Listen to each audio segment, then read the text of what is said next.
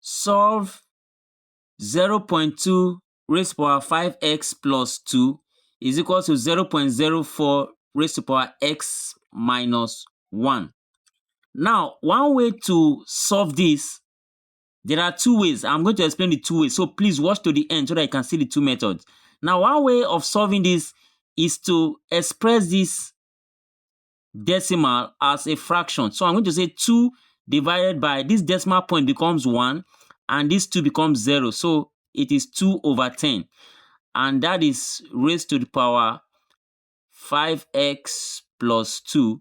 And is equal to, this becomes the 4 here, all over this decimal point. I write it as 1. And then there are two numbers after decimal point. So I put them as 2 zeros.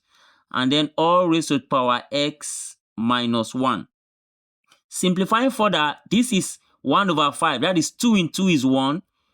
2 in 10 is 5. So 1 over 5 raised to power 5x plus 2 is equal to 4 in 4 is 1. And 4 in 100 is 25. So in its lowest term, it is 1 over 25 and raised to power x minus 1. Now, working further, I can as well express this as 1 over 5. It remains 1 over 5 raised to power 5x plus 2 is equal to this 1 over 25. I can write it as 1 over 5 all squared, because this square affects the 2. So the 5 square will take me back to 25, and this takes me back to 1. So 1 over 5 square will give me 1 over 25. And then I'm going to multiply it by this x minus 1, because powers multiply in indices. So this is 1 over 5 square, which is what is inside this place. Then I also use that power, which is 2, to multiply x minus 1. So 2 multiplied by x will give me 2x. And then the same 2 multiplied by x minus 1 will give me negative 2. So it's like I'm using this 2 to expand this, to multiply these two terms here. And that is what gave me this. Now that the bases are equal, 1 over 5, 1 over 5, it also means that the powers are equal. So I can simply equate the powers now. So that gives me 5x plus 2 is equal to 2x minus 2. So I can collect like terms. So I have 5x, positive 2x comes to this side, becomes negative 2x. And is equal to, I have negative 2 here. This positive 2 comes to this side, becomes negative 2. So 5x minus 2x will give me 3x. And is equal to negative 2 minus 2 will give me negative 4.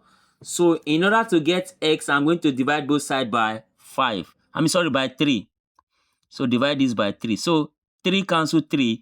And I have x is equal to negative 4 over 3 as the final answer. Now, don't forget, I told you that there are two methods. So in applying the second method, I can as well go straight to these parts here.